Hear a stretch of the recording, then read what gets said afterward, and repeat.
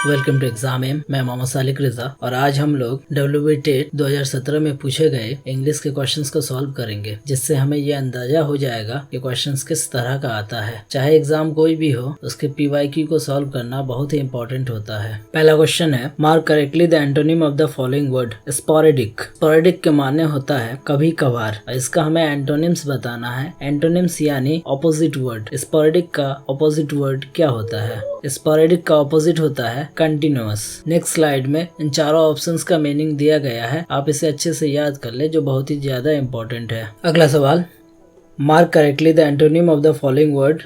Malice. Malice का antonym यानी opposite क्या होता है? मैलिस के माने होता है बदनीयती, या उसे शरारत भी हम कहते हैं, जो दूसरों को नुकसान पहुंचाया जाए। और इसका ऑपोजिट वर्ड हमें बताना है इन चार ऑप्शंस में से कोई एक। मैलिस का ऑपोजिट वर्ड है बेनिवोलेंस, और बेनिवोलेंस का मतलब होता है एहसान, an act of kindness. Next, यहाँ चार ऑप्शंस दिया हुआ है जिसे हमें अल्फाबेटिकली सेट करना है, जैसे डिक्शनरी में दिया होता है। आपने अगर गौर से देखा होगा तो डिक्शनरी में जो भी वर्ड होता है वो अल्फाबेटिकली सेट होता है। यहाँ भी इसी तरह चार ऑप्शंस है जिसे हमें अल्फाबेटिकली सेट करना है। अगर आप गौर से देखें तो सभी वर्ड में RECEP तक दिया हुआ है, जो सब में मैच करता है। और टी के बाद पहले ऑप्शन में ए है, बाकी में आई है, तो ए और आई में से ए पहले आता है, इसीलिए जो नंबर 1 है वो सबसे पहले आएगा। और नीचे चार ऑप्शंस में से ABCD में आप देख सकते हैं कि ए में नंबर 1 पहले आया है, बाकी किसी में नहीं। इसीलिए हम इससे अंदाजा कर सकते हैं कि ए हमारा सही आंसर है। आप इस स्लाइड को भी अच्छे से देख सकते हैं, मैंने इसको सही ऑर्डर में सेट कर दिया है। नेक्स्ट क्वेश्चन, ये भी उसी तरह का है। यहाँ भी चार ऑप्शन दिया गया है जिसे हमें अल्फाबेटिकली सेट करना है। सभी ऑप्शंस में आप देख सकते हैं PREC तक दिया हुआ है। सी के बाद 3 ऑप्शन में आई है, एक ऑप्शन में ई है। जिस ऑप्शन में ई है, अल्फाबेट के हिसाब से ई पहले आता है, इसीलिए ई वाले को हम पहले लेंगे, यानी 2 नंबर हमारा पहले आएगा। और नीचे के ऑप्शंस में से बी और डी में 2 नंबर पहले है, इसलिए इससे आंसर सिर्फ नहीं बनेगा, हमें आगे और भी देखना और एक ऑप्शन को पहचानना है। हम इसी तरह ऑप्शन से भी आंसर को टिक लगा सकते हैं। जो क्वेश्चंस हम यहाँ पढ़ रहे हैं, इसी तरह के क्वेश्चंस आपको तैयार करके जाना है। चांस है कि इसी तरह का क्वेश्चन दिया जाएगा। Mark correctly the plural form of cactus. Cactus का प्लूरल फॉर्म क्या है? 4 ऑप्शन दिया गया है, इसमें से आपको चुनना है कि कैक्टस का प्लूरल फॉर्म क्या है। कैक्टस का 2 प्लूरल फॉर्म होता है, एक होता है कैक्टी, एक होता है कैक्टसेस। ऑप्शंस में आपको देखना है कि कैक्टी है या कैक्टसेस है। किसी ऑप्शंस में दोनों हो सकता है। यहाँ सिर्फ कैक्टी है जो ऑप्शन बी में है। सही आंसर है बी। चलते हैं अगले स्लाइड की तरफ। Plural form of corpus. Corpus का प्लूरल फॉर्म बताना है। कॉर्पस का भी 2 प्लूरल फॉर्म होता है, पहला होता है कॉर्पोरा, दूसरा होता है कॉर्पसेस। इसमें आपको देखना है कॉर्पोरा है या कॉर्पसेस। यहाँ जो कॉर्पसेस है उसमें डबल एस है, असल कॉर्पसेस जो कॉर्पस का आंसर होगा उसमें सिंगल एस होगा, इसीलिए यहाँ आप धोखा नहीं खाइएगा। ए और बी में आपको देखना है, बी में कॉर्पोरा है जो सही आंसर है, आप बी को यहाँ चूज कर सकते हैं। Next, plural form of appendix. Appendix का भी 2 प्लूरल फॉर्म होता है, पहला है अपेंडिक्सेस, दूसरा है अपेंडाइसेस। और यहाँ आप देख सकते हैं कि अपेंडिक्सेस और अपेंडाइसेस दोनों हैं, लेकिन स्पेलिंग में थोड़ा सा फर्क है। आपको बहुत ही ध्यान से इसका आंसर करना पड़ेगा। पहला में अपेंडिक्सेस XES है लास्ट में, दूसरा में अपेंडाइसेस में CES है, फिर अपेंडाइसेस, अपेंडाइसेस। नीचे का जो 2 ऑप्शन है वो दोनों किसी काम का नहीं है। ए और बी दोनों सही आंसर है, यानी इसमें ए और बी बोथ होगा। प्राइमरी के आंसर की में भी ए और बी बोथ को सही माना गया है। ए और बी में से किसी एक को भी अगर आप टिक करके आते हैं तो आपको उसका मार्क्स मिल जाएगा, इसीलिए यहाँ आंसर ए और बी दोनों होगा। Mark correctly the change in gender of the following word. इस क्वेश्चन में अब आपको जेंडर चेंज करना है। जेंडर 3 तरह का होता है, मैस्कुलिन, फेमिनिन और न्यूटर जेंडर। तो यहाँ आपको न्यूटर का कोई काम नहीं है। मैस्कुलिन होगा आपको उसको फेमिनिन बनाना है, या फेमिनिन होगा तो आपको उसको मैस्कुलिन बनाना है। प्रोटेक्टर। प्रोटेक्टर का जेंडर चेंज करना है। 4 ऑप्शन है, 4 ऑप्शन में से सही जवाब आपको देना है। प्रोटेक्टर का फेमिनिन होता है प्रोटेक्ट्रेस, जिसके लास्ट में TRESS है, वही उसका सही आंसर है, ऑप्शन सी। नेक्स्ट क्वेश्चन, इसमें भी आपको जेंडर चेंज करना है। क्वेश्चन है गेंडर। गेंडर का जेंडर आपको चेंज करना है। हाँ, गेंडर का जेंडर। गेंडर नर हंस को कहते हैं और नर का अगर हम जेंडर चेंज करें तो मादा होता है और मादा हंस का इंग्लिश होता है गूज। ऑप्शन ए सही आंसर है। क्वेश्चन, इसमें भी आपको जेंडर चेंज करना है कॉल्ट का। कॉल्ट का जेंडर चेंज करना है। कॉल्ट का माने होता है 4 साल से कम उम्र का घोड़े का बच्चा जो नर हो, उसे हम लोग कॉल्ट कहते हैं। तो इसका जेंडर चेंज आपको करना है। 4 साल से कम उम्र का घोड़े का बच्चा जो मादा हो, उसे हम लोग इंग्लिश में क्या कहते हैं?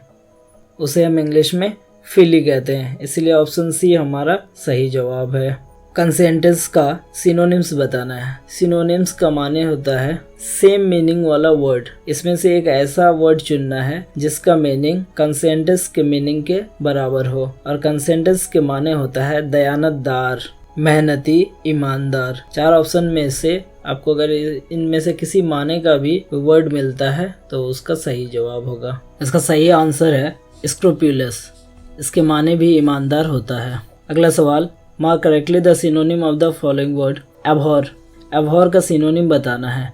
सिनोनिम मतलब सेम मीनिंग वाला वर्ड। अभी हम लोगों ने कंसेंटेंस का बनाया, अब एबहॉर का सिनोनिम बताना है। एबहॉर के माने होता है नफरत।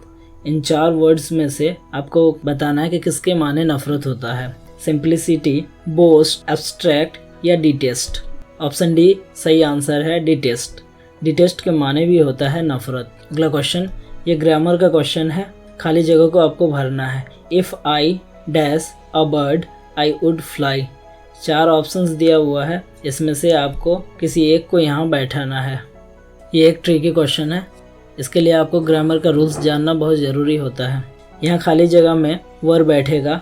Option C WERE।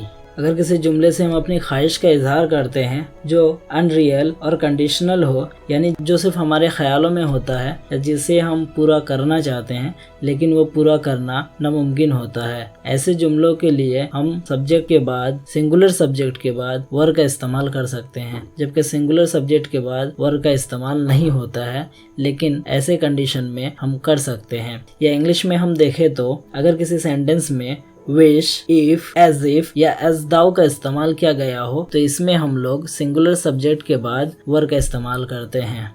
Next slide में मैंने डिटेल्स में इसका एक्सप्लेनेशन दे दिया है, आप उसको अच्छे से नोट कर लीजिए और उसको याद भी कर लीजिएगा। कुछ एग्जांपल्स भी मैंने आपके लिए वहाँ सेट कर दिया है। ये बहुत ही इंपॉर्टेंट क्वेश्चन है जो डिफरेंट एग्जाम्स में पूछा जाता है। ग्रामर से और एक question, he found the book he dash. खाली जगह को भरना है। has lost, had lost, was lost, would have lost।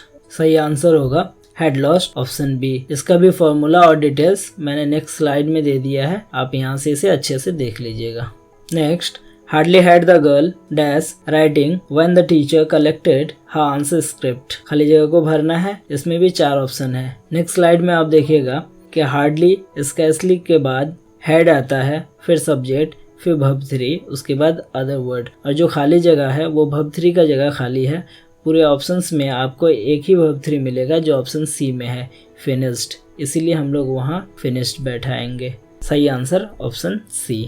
अब ये स्पेलिंग का एक क्वेश्चन है, mark the correct spelling from the options given below. Assimilate का सही स्पेलिंग बताना है। 4 ऑप्शंस को अगर हम प्रोनाउंस करें तो एसिमिलेट ही आता है, लेकिन सही कौन सा है आपको ये चुनना है। इसके लिए आपको स्पेलिंग वाला वर्ड्स जो अक्सर एग्जाम्स में पूछे जाते हैं उनको याद करना बहुत ज़रूरी है। आप कम से कम 200 स्पेलिंग वाला वर्ड याद कीजिएगा।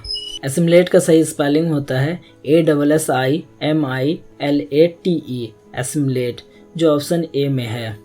स्पेलिंग चेक से एक और सवाल। नेक्स्ट क्वेश्चन है, mark the correct spelling from the options given below. 4 options है जिसका वो हम प्रोनाउंस कर सकते हैं अपॉलिंग, और अपॉलिंग का कौन सा सही ऑप्शन है आपको ये बताना है। अपॉलिंग के माने होता है बहुत बुरा। अपॉलिंग का सही स्पेलिंग है APPALLING, जो ऑप्शन बी में है। ऑप्शन बी सही आंसर है। नेक्स्ट क्वेश्चन, इस तरह के 2 सवाल एग्जाम में पूछे जाते हैं। 4 ऑप्शंस दिया हुआ है ABCD, और ये पूरा एक सेंटेंस है। Sameer has to trudge over the steep mountain path. ABCD में से कौन सा हिस्सा में गलती है आपको ये चुन के निकालना है। अगर A गलत है तो A में टिक करना है, B है तो B, C है C। अगर इसमें कोई गलती नहीं है तो आप ऑप्शन D टिक करेंगे। इस सेंटेंस में ऑप्शन बी में गलती है, जहाँ ट्रेज ओवर द, वो ट्रेज ओवर द नहीं होगा, ट्रेज अप द होगा, वहाँ प्रीपोजिशन का इस्तेमाल गलत है। फिर एक उसी तरह का क्वेश्चन है, Treasure Island is one of the best pirate stories that ever written, A B C. क्या इन तीनों में कहीं कोई गलती है या कोई गलती नहीं है? इस क्वेश्चन में ऑप्शन सी में गलती है, जो है दैट एवर रिटन, जहाँ दैट वर एवर रिटन होना चाहिए। Mark correctly the appropriate preposition that fit in the blank. इस क्वेश्चन में खाली जगह दिया गया है जिसमें सुइटेबल प्रीपोजिशन बैठाना है। 4 ऑप्शंस में से कोई एक बैठेगा। An application was written to the officer in pursuance dash the instructions given by upon for of.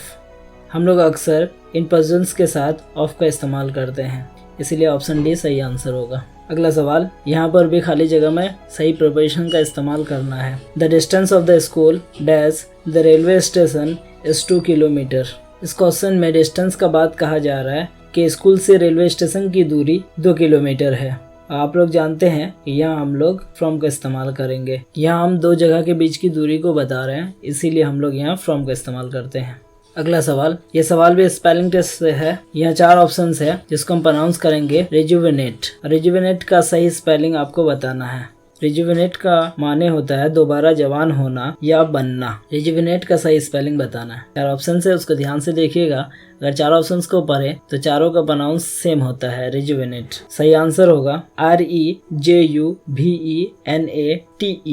जो ऑप्शन बी में है। अनसीन पैसेज को छोड़कर जितने भी ग्रामर से रिलेटेड क्वेश्चंस टेट 2017 में पूछा गया था वो मैंने सभी यहाँ पे करा दिया है।